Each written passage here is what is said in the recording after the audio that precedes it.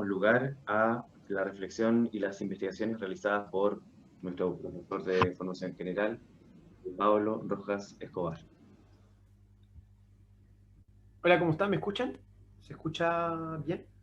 Sí, se escucha bien. Sí. Súper. Muy buenas tardes a todos.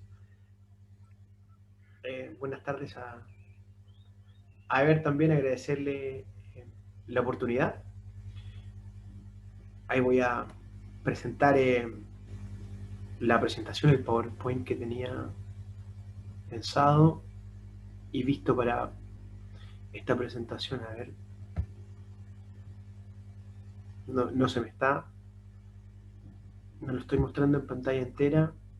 A ver, No, ¿dónde? A ver, ¿dónde lo tengo? No, tampoco. A ver, ahí sí, ahí parece que sí. ¿Ahí sí? Bien, perfecto. Eh, bueno, la presentación que les tengo preparada se llama Utopía y cenizas. Aquí utopía tendría que entenderse como aire limpio y puro, y las cenizas, por supuesto, como el resultado y el resto de la combustión del fuego y la madera. Eh, Voy a hablar sobre Temuco, y lo que me planteé desde un primer momento fue una pregunta, así que voy a orientar la mayoría de las reflexiones que voy a presentar aquí en función de una pregunta y de responder esta pregunta. Eh, la pregunta es, ¿qué es lo que estamos haciendo ahora precisamente? ¿Cuál es el sentido de pensar la utopía en el contexto en que estamos viviendo? Un contexto de pandemia, como voy a presentar a continuación también, un contexto para algunos de colapso climático, vamos a hablar de esto un poquito, y particularmente en el contexto de Temuco, que en este año 2020 fue considerada por un medio de prensa internacional como Bloomberg como la ciudad más contaminada del mundo. Entonces, considerando esas premisas de lo que desde un punto de vista puede ser considerada la realidad actual, cuál es el sentido de pensar una utopía, o el desafío inclusive. Bien, voy a estructurar la presentación en 3 puntos. Primero voy a intentar contextualizar un poco lo que puede entenderse como el cambio climático y los efectos que se están viviendo. Y en un segundo punto, en una segunda instancia, voy a hablar sobre Temuco, la ciudad más contaminada del mundo. ¿Por qué es la ciudad más contaminada del mundo? Y luego, para terminar, ¿cierto? Plantear esto de cuál es el sentido de pensar la utopía en este contexto global y en este contexto puntual que es pensar la utopía desde la ciudad más contaminada del mundo. Les traje esta imagen que es tremenda y es como comenzamos 2020. 2020 ha sido un año brutal para todos, no solo por el confinamiento, sino que 2020 ha hecho sentir fuertemente que el mundo se hace cada vez más pequeño. Como decía el teórico canadiense de la comunicación, Marshall McLuhan, él decía que vivimos en una aldea global, en que lo grande se hace pequeño, el mundo se hace un pañuelo, y al mismo tiempo nuestra aldea se abre al mundo. Y así Temuco es la ciudad más contaminada del mundo, y el mundo, lo que pasa, se hace pequeño el mundo, ya que lo que pasa en Wuhan tiene una repercusión directa en cómo estamos viviendo nosotros. Bueno, si se fijan la imagen satelital que recorrió el mundo a principios de 2020 al respecto del incendio en Australia es brutal. Bueno, la imagen es de noche, así que igual es un poco más espectacular en el sentido que combina la luz de las ciudades con lo que representaba el incendio. Pero si ustedes pudieran analizar varias de las imágenes y de la situación que se vivía en Australia, podemos darnos cuenta que el clima está cambiando, que ya no es simplemente una hipótesis. Incluso algunos negacionistas como Donald Trump hace un tiempo se vieron obligados a aceptar de que el calentamiento global es una realidad, o como decía Al Gore, an inconvenient truth, una verdad inconveniente. Y vamos a ver por qué es inconveniente, porque hay todo un sistema de desarrollo moderno que se viene desplegando hace ya 500 años que está llegando a un límite, al límite del crecimiento. Bueno, 2020 también nos sorprendió tremendamente con la pandemia, con el coronavirus. Ya estamos viendo que los niveles de progreso que estamos teniendo están acabando con los equilibrios naturales que existían entre las múltiples especies. Bueno, vimos un profesor que cuestionó un poco y desde un punto de vista muy interesante la noción de especie. Pero sin duda que se estaba hablando ya desde 2007, hay unos papers desde 2007 que decían algunos que hay muchos coronavirus en muchos animales en China y que esto era una especie de cultivo, de bomba de tiempo que en cualquier momento iba a estallar. Y bueno, podemos ver que el nivel de globalización al que ha llegado el mundo va más allá de lo comunicacional, como planteaba McLuhan. Todo el sistema de relaciones de comercio que tenemos hoy en día nos muestran que lo que efectivamente pasa en una ciudad de China tiene unas repercusiones tremendas en un pueblo olvidado del sur de Chile. Estamos interconectados, hemos llegado a un nivel de crecimiento que probablemente ha llegado a su límite. En ese sentido, es probable que estemos al borde de un colapso. Es una hipótesis, no es un poco apocalíptica tal vez, muchos la han considerado apocalíptica, y es una hipótesis que se viene planteando desde el año 72. En 1972, el MIT, ¿cierto? El Instituto Tecnológico de Massachusetts, dio un informe que se llama Los límites del crecimiento y que causó gran polémica, precisamente porque a partir de modelos matemáticos que analizaban el progreso de la sociedad moderna hasta el momento, proyectaban a 50 años más, es decir, más o menos hasta el 2020, un colapso climático. El informe que se llamó luego el informe del Club de Roma, porque el Club de Roma encargó al MIT este informe, tuvo algunas refutaciones por parte de algunos economistas, como el premio Nobel de Economía Samuelson. Samuelson dijo que este informe, a pesar de estar basado en proyecciones matemáticas, desconocía el fenómeno de los precios. Es decir, que de alguna forma cuando la sociedad fuera a llegar a un colapso, la escasez misma de los bienes y los servicios iba a hacer que los precios se dispararan y por lo mismo las economías se contrayeran. Es decir, que si bien había un límite para el crecimiento del capitalismo, ese crecimiento de alguna forma era autorregulado, como los teóricos del capitalismo les gusta decir que el mercado se autorregula. Bueno, en su crecimiento también se regularía, ya que al llegar a los límites, la escasez de los servicios y de los bienes haría subir los precios, haciendo colapsar la economía. Bueno, es probable que estemos en este momento en ese punto. Se toma conciencia del colapso entonces en el año 72. A nivel global no se hace nada, ¿cierto? Se discute al respecto de estas tesis apocalípticas, se niegan hasta que, como les decía algunos negacionistas como Donald Trump y otros, ¿cierto? Jair Bolsonaro, etc., tienen que aceptarlo. Y en el año 2015 se hace este famoso Acuerdo de París. Obviamente esto bajo la tutela de Naciones Unidas y bajo una mirada ya internacional, global, de lo que es la economía mundial y lo que es el destino del mundo. Sin embargo, el Acuerdo de París, ¿cierto? A pesar de haber sido firmado por más de 90 países, no es capaz de poner a Estados Unidos en una política de control de sus emisiones de carbono.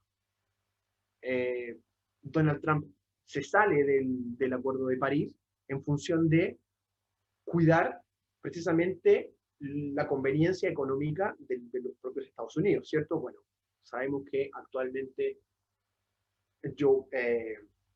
Donald Trump perdió la presidencia, ¿cierto? Porque Joe Biden está asumiendo y viene con un nuevo programa de transformación económica, el Green New Deal, que pretende inyectar capitales en la transformación de la matriz energética de los Estados Unidos. Bueno, vamos a ver hasta qué punto eso lo va a conseguir.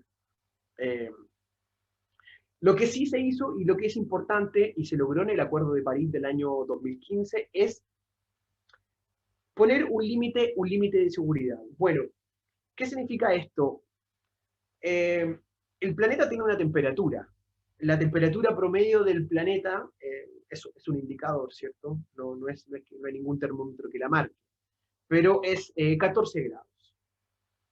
Y más o menos lo que se estableció en el Acuerdo de París es que permitir un aumento de esta temperatura del planeta en 1,5 grados permitiría guardar un límite de seguridad, y se acordó ese límite de seguridad de aquí a 100 años más. Consideremos que el informe del Club de Roma, elaborado por el MIT, nos está hablando de que ya estamos al borde del colapso. Pero bueno, esto se plantea para 100 años más. Si la temperatura llegara a subir del planeta, y por eso vemos por qué Greta Thunberg está tan enojada, llegase a aumentar 2 grados, esto significaría que los arrecifes se acabarían, los desiertos se expandirían, y por supuesto se derretirían los casquetes de los polos y los océanos subirían tremendamente. Eso solo con 2 grados. Cito a Manuel Baquedano, estoy haciendo una referencia a una investigación que hizo en el año 2019, y él señala que la realidad de los datos están mostrando que en 10 años más vamos a llegar a un aumento de la temperatura del planeta de 3 o inclusive hasta 4 grados. Es decir que de lo que se trata es de dar vuelta al Titanic a unos metros de estrellarse contra un tremendo iceberg. La postura de Baquedano es apocalíptica, es catastrófica. Esto no tiene vuelta atrás.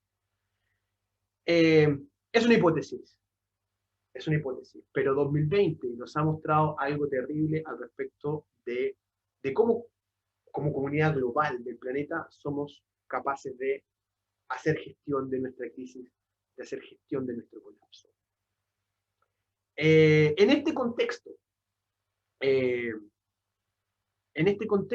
en el pleno 2020, Bloomberg, una agencia noticiosa de los Estados Unidos, ¿cierto? Bueno, incluso el mismo Bloomberg fue candidato a la presidencia de los Estados Unidos por el Partido Demócrata. Él fue candidato en las primarias. Representa a un grupo empresarial tremendo dentro de los Estados Unidos, lo que es Wall Street y los poderes comunicacionales. Y Bloomberg titula tremendamente que Temuco es la ciudad más contaminada del mundo. Tiene peor calidad del aire que algunas ciudades incluso que China y que India, lo que es bastante. El subtítulo que estoy poniendo abajo, el titular, es del diario financiero. Y el título que está arriba pertenece efectivamente a Tele 13, como se puede ver en la imagen. Y hay una cuestión importante que señala Bloomberg, ¿cierto? Que esto no proviene de la economía que nosotros tenemos particularmente, no es industrial la contaminación del aire que tenemos. Vamos a ver por qué Temuco es la ciudad más contaminada del aire. Proviene de la pobreza, según él, ¿cierto? Tiene que ver con la forma en cómo nos calefaccionamos. Básicamente, en Temuco es una ciudad, considerando Temuco y Padre Las Casas, son dos comunas, tiene alrededor de 360.000 habitantes. Es una ciudad relativamente nueva, fue fundada en 1881 y ha tenido un tremendo crecimiento demográfico. Es una ciudad hija de la modernidad.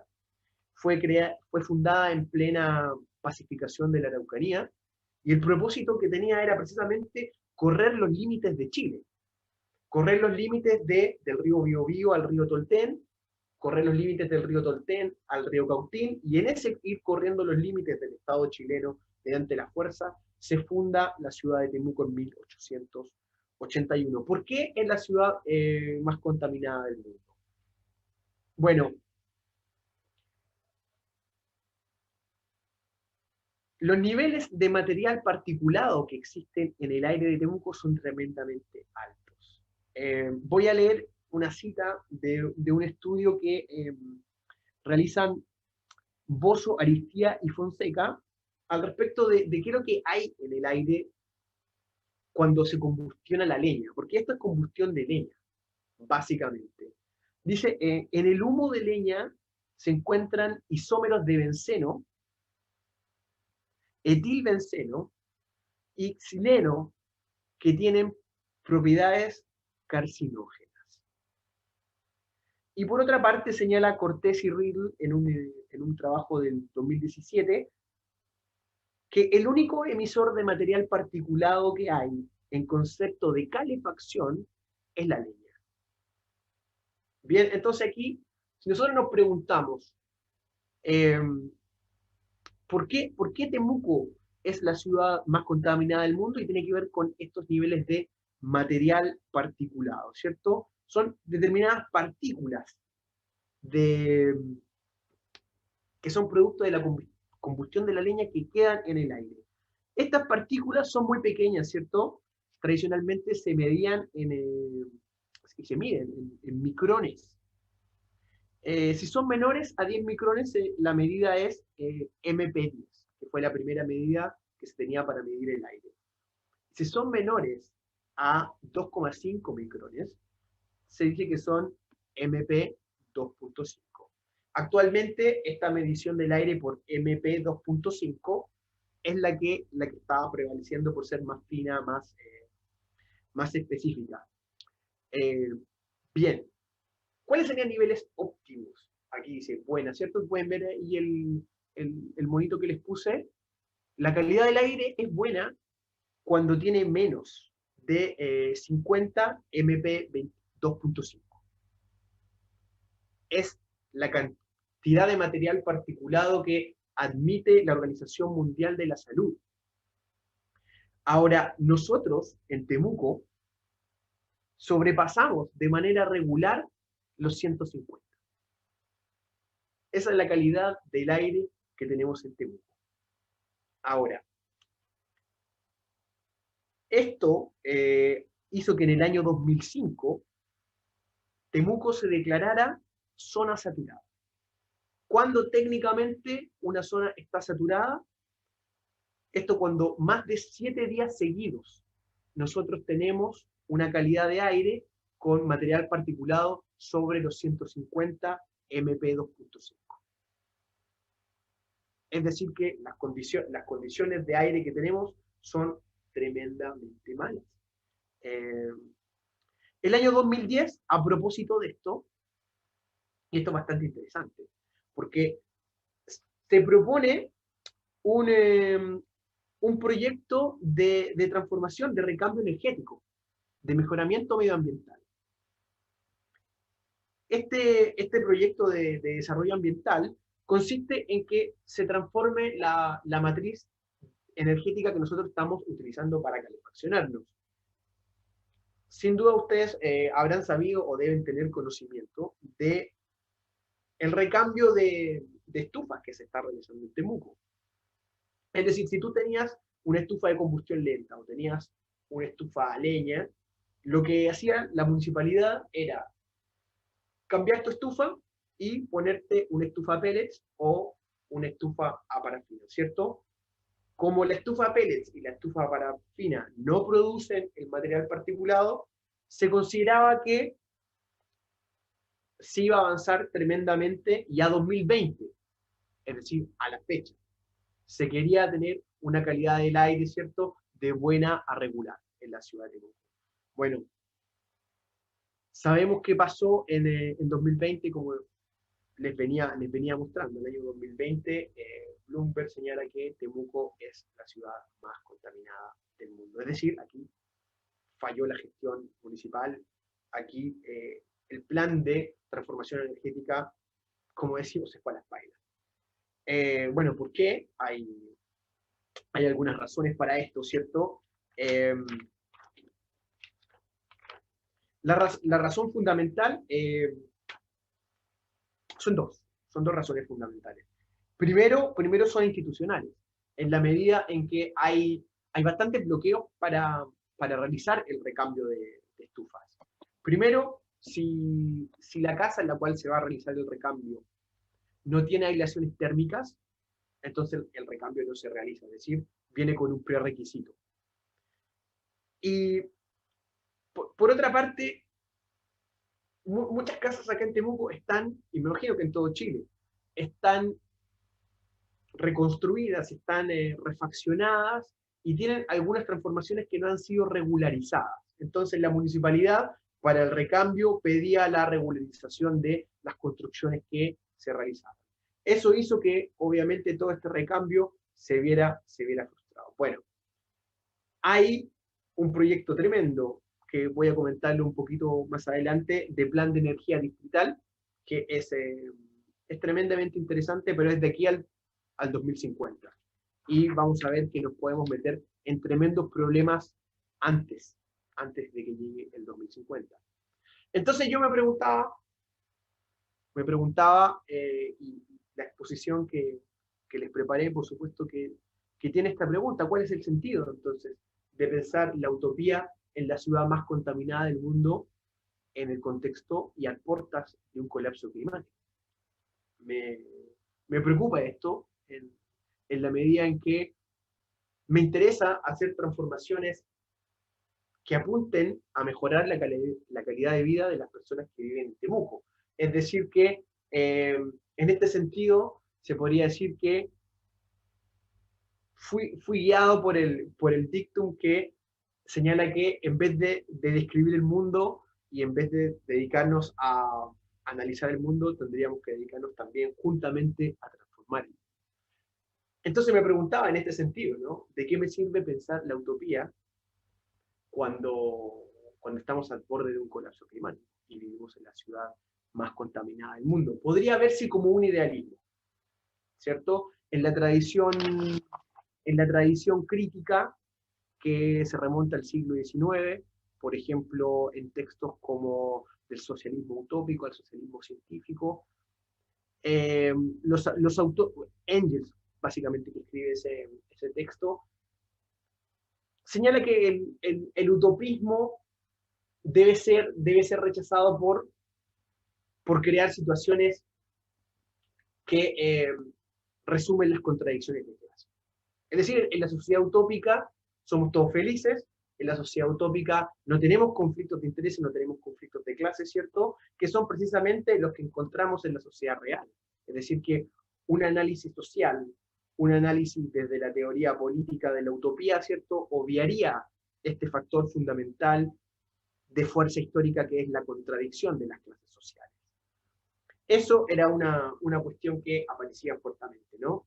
Pero por otra parte, las utopías sí han logrado algunas transformaciones en el mundo y fuertemente. Si pensamos el contexto en que Tomás Moro escribe, Tomás Moro está escribiendo en el siglo XVI su texto de utopía y es un precedente sin duda a un cambio en la visión medieval teocéntrica a una cosmovisión, se podría decir, más planificada, antropocéntrica y también racional de cómo debe ser la organización de la república. Se ha dicho con justicia, ¿cierto?, que la utopía, que la sociedad utópica es una república platónica. Ebert lo señaló perfectamente en la introducción. Bien.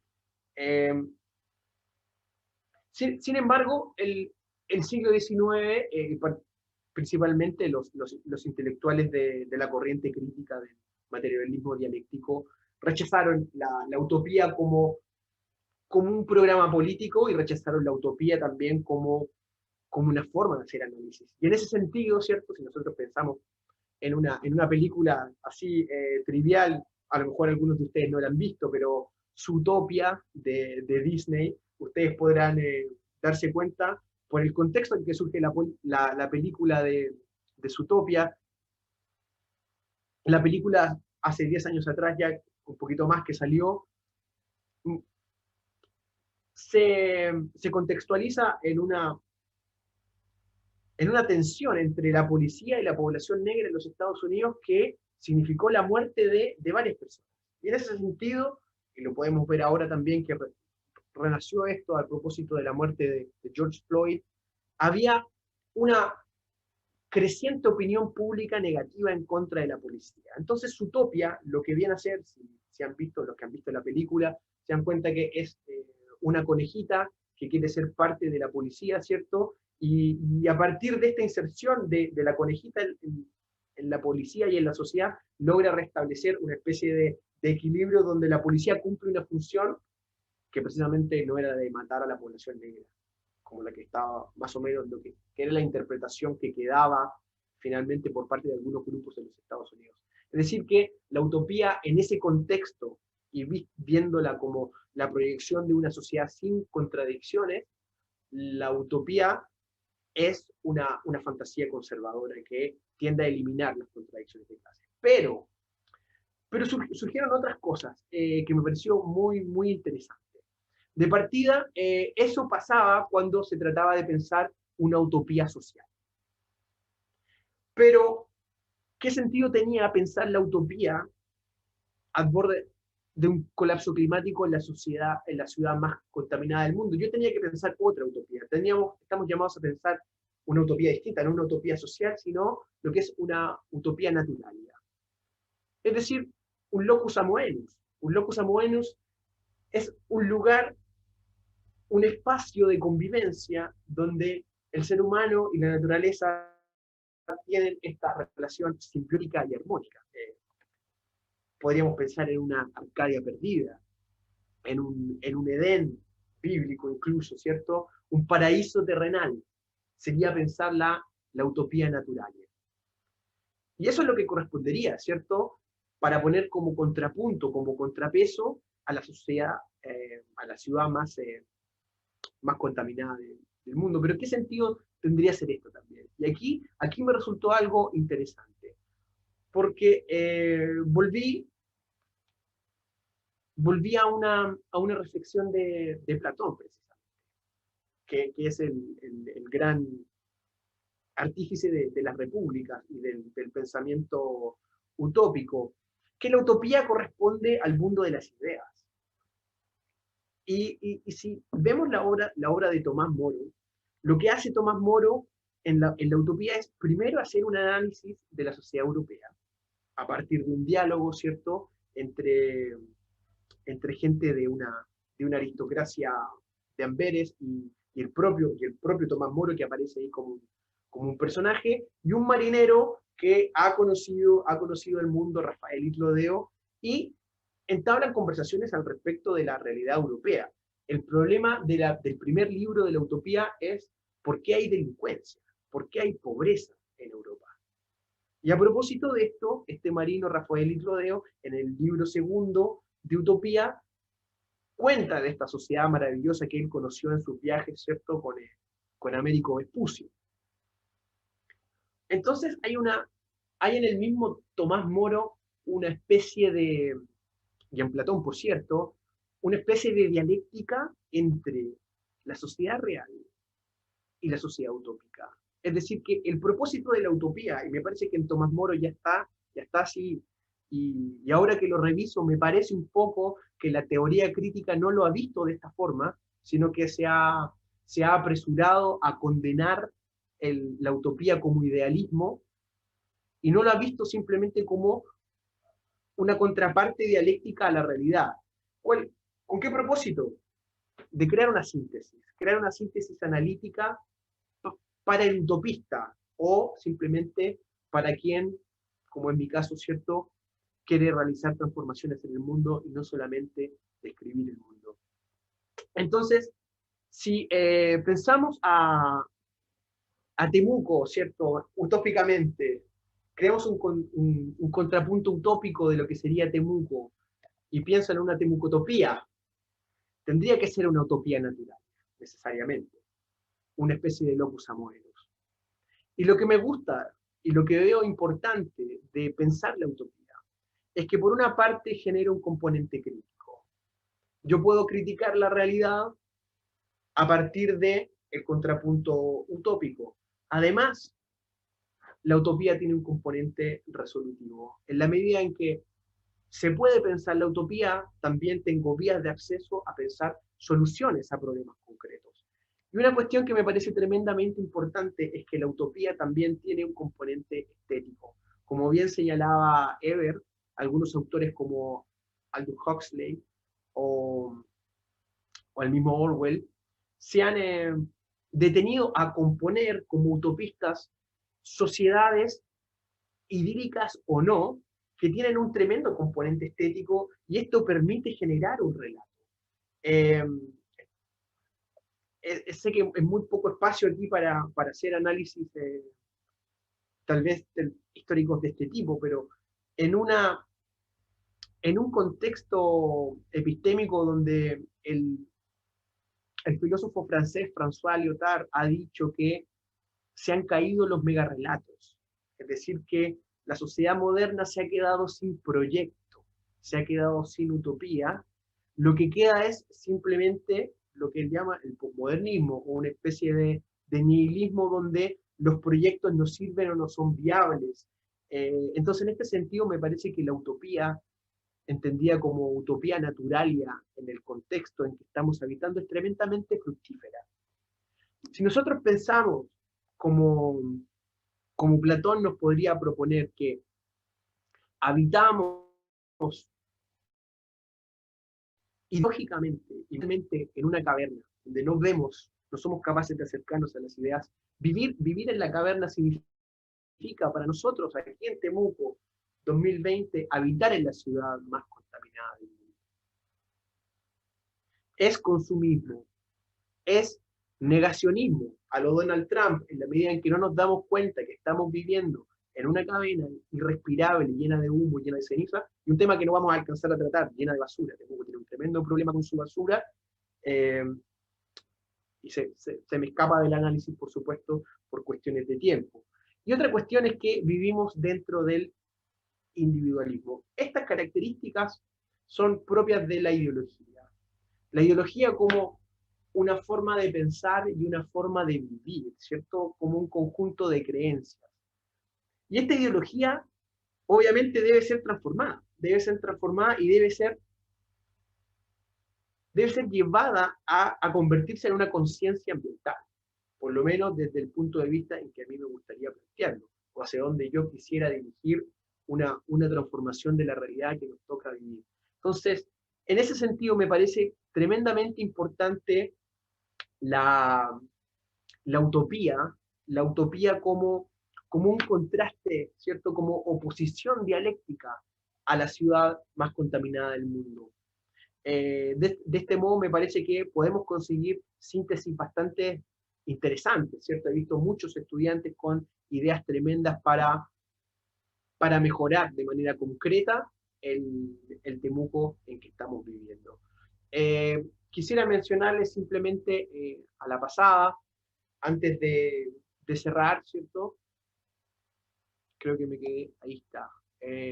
Bueno, de cómo había fracasado, ¿cierto?, nuestro plan de descontaminación ambiental, de recambio energético.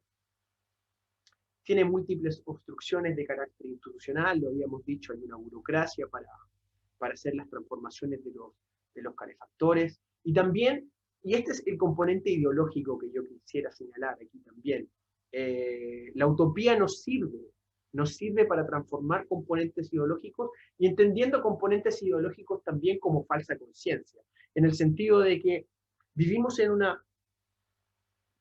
mentalidad de consumismo donde consumo Coca-Cola, boto las latas, si tengo que comprar una botella plástica no me importa a pesar de que pueda comprar una botella de vidrio, y bueno, por último, compro una vez más, ¿cierto? Y lleno mi despensa de leña porque finalmente es el combustible más barato que tengo. Hay cuestiones culturales, hay cuestiones ideológicas, de creencias, de sistemas, de formas de vivir que tenemos que transformar. Es una obstrucción para el cambio energético.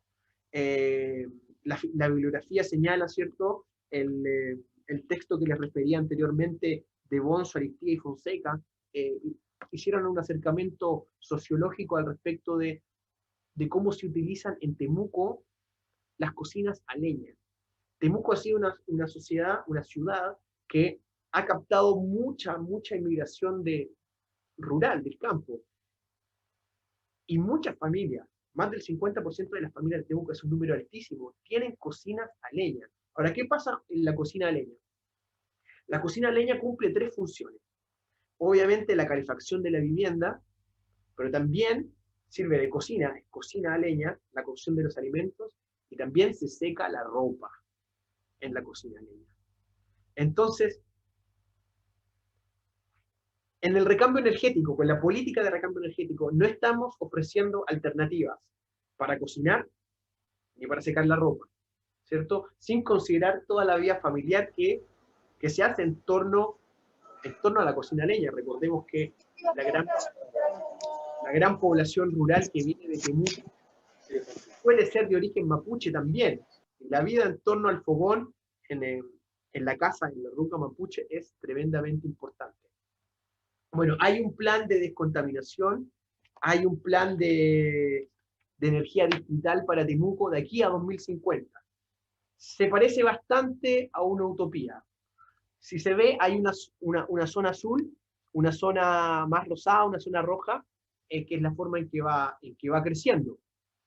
Y bueno, consiste en un sistema de energía que va por cañerías, que va por agua por cañerías, y que va a lograr descontaminar Temuco en la medida de lo posible. Fíjense cómo podrían ser las emisiones de MP 2.5, ¿cierto? Cómo podrían bajar en 10 años. En 10 años si implementáramos esta tecnología. ¿Comenzaría este proyecto el año 2020? No sé, en verdad no sé, con el tema de la pandemia si realmente pudo comenzar el 2020, pero está proyectado para 2050. A lo mejor me estoy demorando mucho, Ever por ahí me estaba llamando, así que voy a cerrar, voy a llegar a mi conclusión, ¿cierto? ¿Cuál es el sentido? Que fue el por qué empecé esto, lo que le daba sentido a mi presentación. ¿Cuál es el sentido de pensar la utopía en la ciudad más contaminada del mundo a puertas de un cambio climático? Primero, pienso que podría tener usos educativos pensar la utopía. Me permite generar síntesis entre la oposición dialéctica entre utopía y realidad, y me permite desarrollar conciencia ambiental. Y por otra parte, me parece que la utopía como ejercicio creativo nos permite a todos vislumbrar soluciones a problemas concretos que vayan más allá de la crítica por la crítica. Eso.